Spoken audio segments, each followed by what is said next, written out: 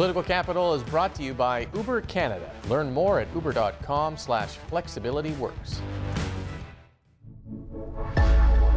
CHEK Podcasts.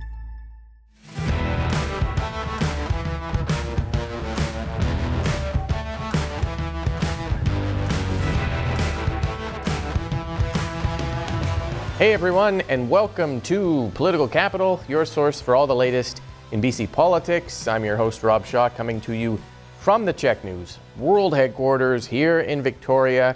Week 2 of Defection Watch. BC United MLAs crossing the floor to the upstart BC Conservatives, all the drama, intrigue, and ramifications of that dominating BC politics right now, which is a good place to start to bring in the old pod squad back reunited.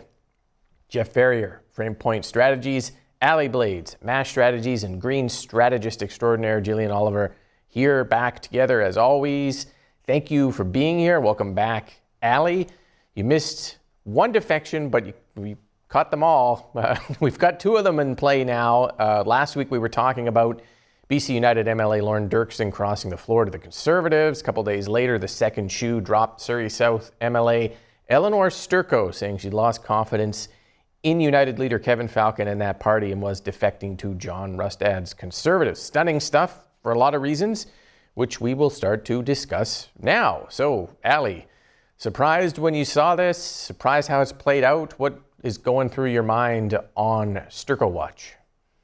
Not necessarily surprised, mostly because there have been rumors about a ton of various MLAs. Sturko's not just one of them, and there's still a lot of political gossip and rumor about who might be next. But generally, I thought her floor crossing was very interesting, specifically on the words that she chose in her various interviews, where she said that the Conservatives now were the new big tent, the new coalition. She also referred it as the grassroots movement. I thought that was really smart of her, just given what she knew would be the next question of how do you handle joining a caucus that is very divided in thought, specifically on LGBTQ plus issues. And that certainly was the secondary headline to her floor crossing. And so it's been a very interesting week, mostly because I thought also it was interesting how the BC United decided to respond to this, and their tweet saying that she was just going over for a pension, I thought was a very low blow. Something that political parties only do when they're stuck in a corner and don't necessarily know how to get out. They resort to personal attacks. So I thought it was very elementary in the grand scheme of political attacks that they could have potentially used.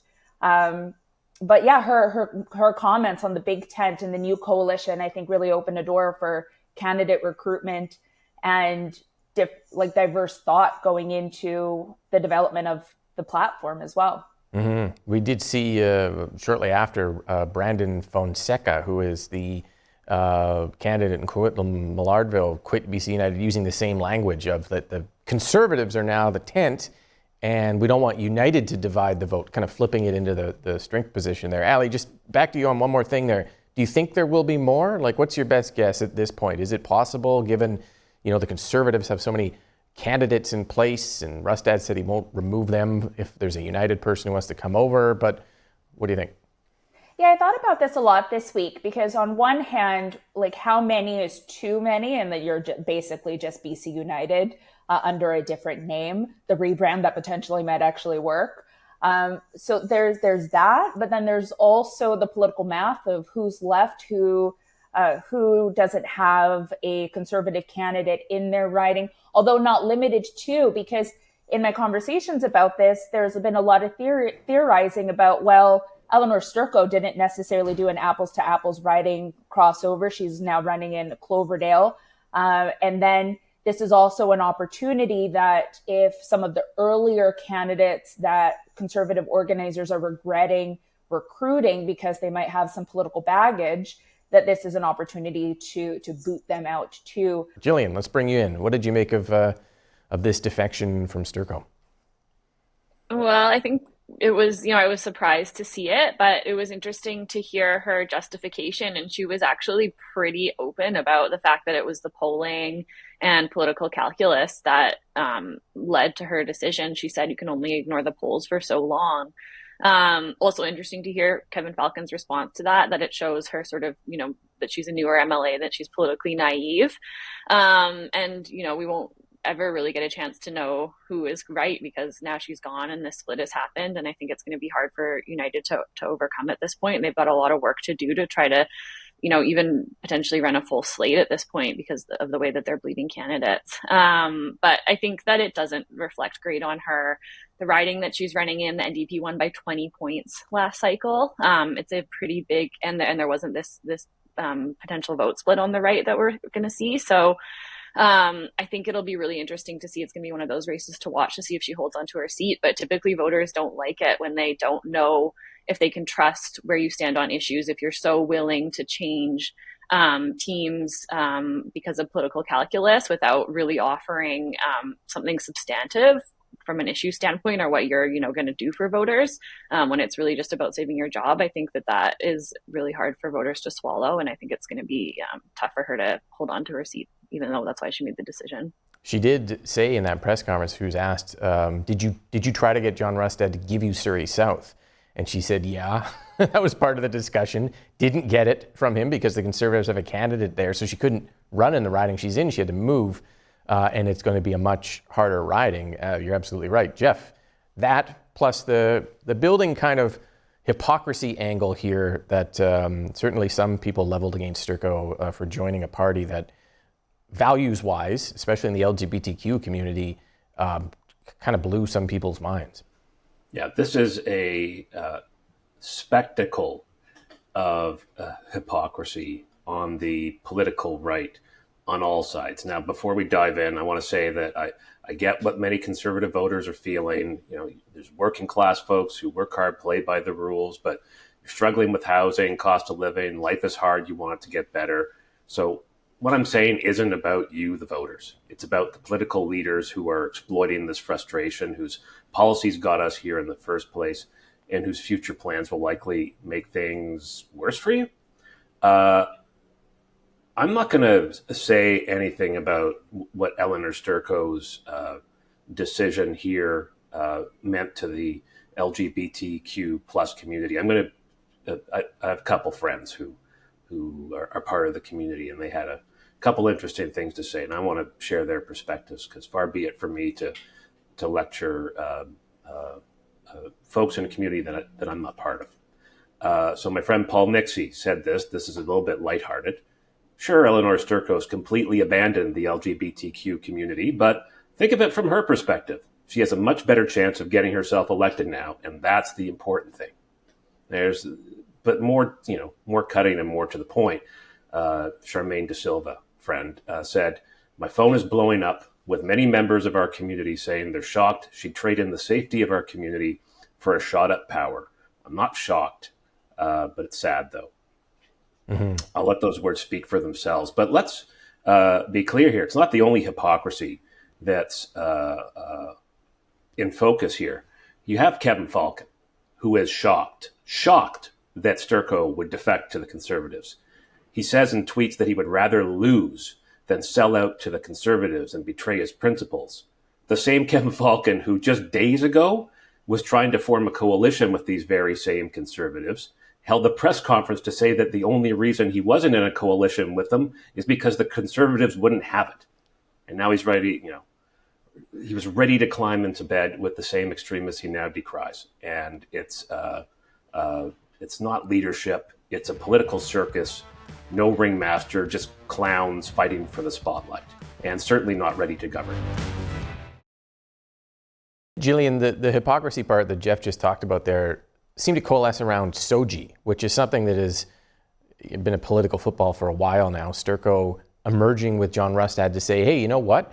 We should get rid of SOGI and replace it with something new, which stunned a lot of us because she had defended SOGI very explicitly numerous times and attacked, in fact, the Conservatives online on SOGI. How do you think that kind of plays, and does she find herself a bit further back on this floor crossing because of that disconnect that some are calling hypocrisy? Yeah, and I mean, I think that that one is an especially difficult thing for the Conservatives to square because John Restad also supported SOGI when he was part of the BC Liberal government. It's a thoughtful policy that protects LGBTQ youth from being bullied. We have really clear examples of why that bullying is so harmful and so dangerous for kids. And I think, going into an election that should be about affordability, should be about, probably a bad wildfire season that we're going to have, and trying to, raise raise controversy over vulnerable kids, I don't think is going to benefit them, especially and doubly so when they have this sort of record of supporting it in the past. I think,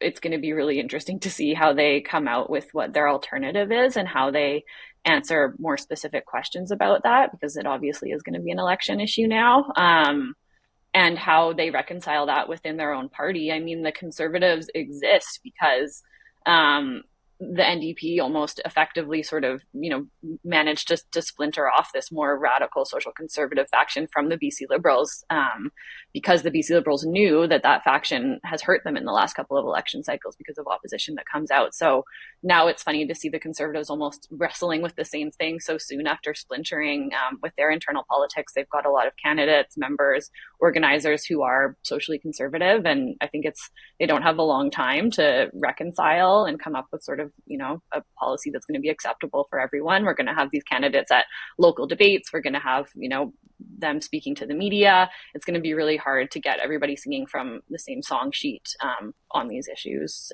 with only a few months to the election. Yeah, and it raises this weird prospect of Sturko being part of a party where candidates, and we already saw it after she moved, would complain about things like rainbow pride flags.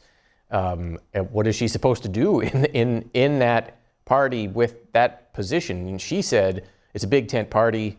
People are entitled to their own views. But yeah, can I just jump in there? Because this is not about people having different ideas and being able to, having the right to have different ideas. Of course, people do. This is about safety of an identifiable group in British Columbia. The Conservatives essentially hand out a measuring tape to their party members so that they can measure how close they can get to schools so that they can shout and protest and bang on windows legally on issues of sex ed and gender issues.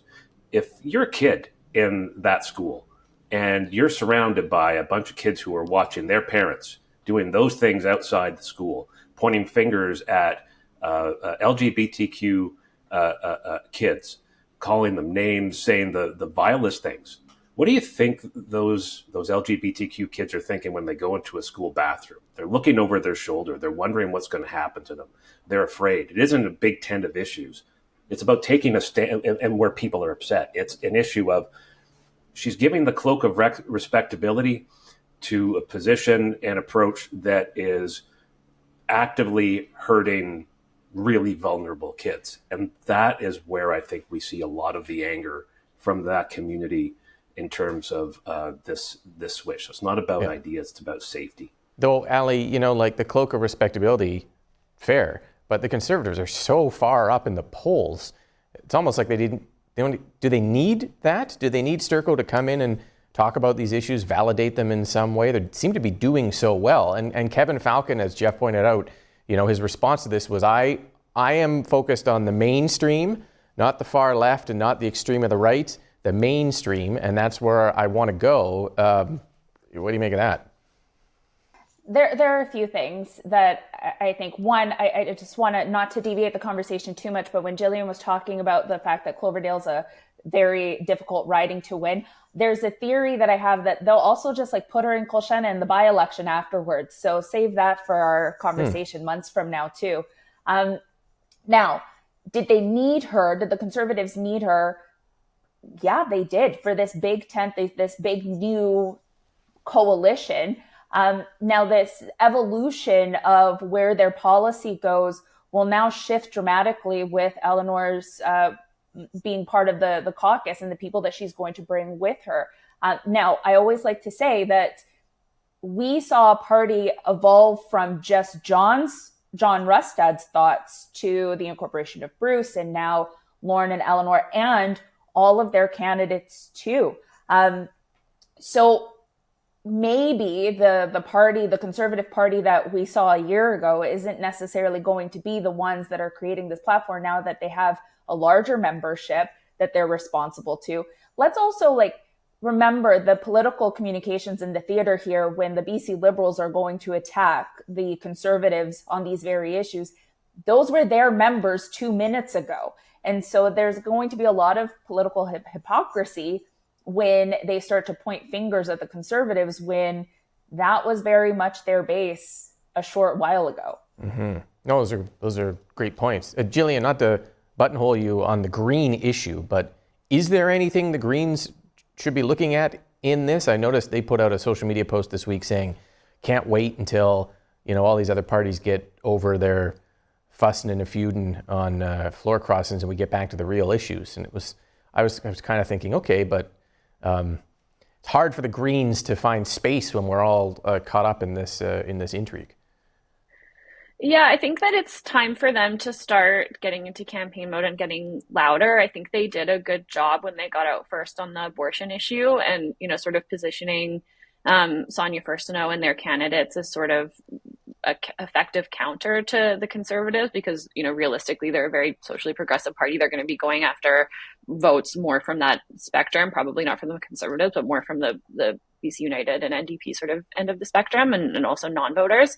So I think getting louder and talking more about how they have been really effective on driving issues forward in opposition. They've worked really hard to be that type of an opposition party where they've brought forward constructive issues. They've been effective pushing the government on things like family doctors. And I think that they haven't been as loud as they could have been about publicizing that and talking about how effective they've been. And I think that with so much spotlight on all the political machinations happening with the other two opposition parties, there's an opportunity for them to sort of show a different, more down-to-earth, pragmatic, effective opposition for people that are, think that having 70 NDP MLAs might not be the most accountable and effective form of our next government. Mm-hmm. Yeah, no, I agree with you. There is a path there for them. I'm not sure how they kind of weave it and the extent to which they may be running a full provincial campaign so they can have candidates in the midst of, Caribou Chilcotin and our discussion of that and that type of thing. And I want to just kind of slightly pivot a little bit here to talk about BC United. Later in the week, they came up with a childcare plan to try and turn the page cash money in the pocket of people for $10 a day childcare. Jeff, that is an NDP position. 7 years in, 10% of spaces in BC are actually $10 a day, and United trying to say we'll give people cash to compensate for that, sort of attacking what was a popular New Democrat promise in 2 elections but hasn't quite materialized. What did you make of that strategy? I thought this was a good way for Kevin Falcon to respond to all of that from a place of strength, where he's obviously done policy work and he's advancing a specific policy prescription on an issue that genuinely matters to British Columbians. Childcare is crucial for families, and so good on him.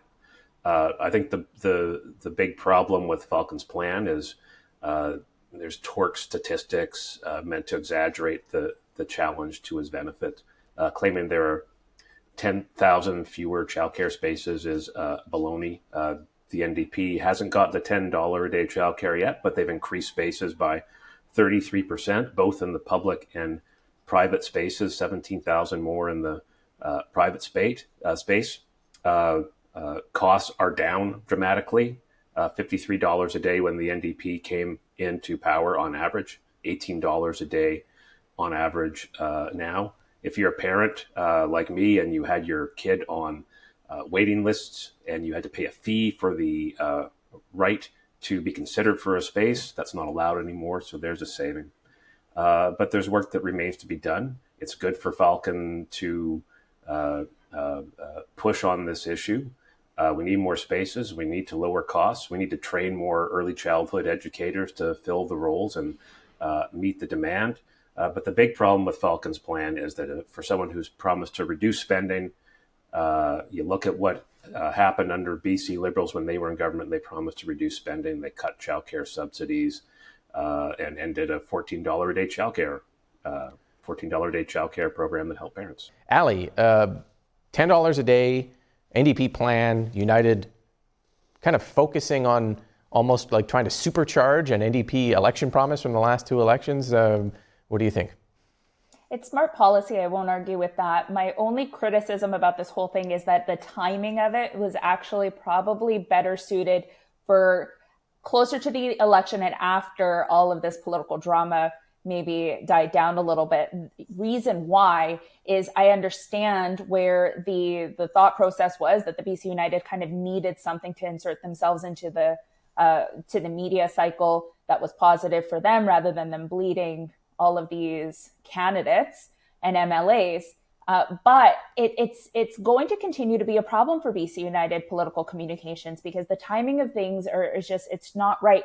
I.e., when we talk about the fact that BC United has all of this money and that the fact that they will run a better campaign than the Conservatives, well, all of those high production videos that we saw Kevin put out, it was a little bit too late after the rebrand, but also a little bit too early from the election. And they can't really find that sweet spot of when to insert themselves in the conversation because other than this, 5 minutes of talking about the $10 a day childcare, I don't think anybody else is really going to talk about it in a couple of days. Jillian, as our resident person with babies and small children, when you're talking to people, is there any frustration on $10 a day that you're picking up? The fact that isn't quite there, and do you think this kind of resonates, cuts through the political fog to hit that ordinary person who's not paying attention? I think it's the first time I've seen from United a plan that really tries to put themselves in the shoes of people who are experiencing these problems. And I think an interesting quandary for all of the opposition parties is that the NDP's plans, since forming government in 2017 are pretty popular. People want, cheaper childcare, they want more housing, all of these things. It's been on the delivery side that is sort of the issue and where people are starting to lose a little bit of hope and patience with the government. And this actually, because it says, we're just going to give people, if they're not able to access $10 a day childcare, cash subsidies right away. I think it gives a really easy to understand, credible argument of how they're going to ease that pain and deliver more quickly. So I thought that was really smart. All right, good points. Panel, thank you for all your work and thank you for watching. Make sure you subscribe on our YouTube feed. We will be back next week with all the latest here on Political Capital. Political Capital is brought to you by Uber Canada. Learn more at uber.com/flexibilityworks.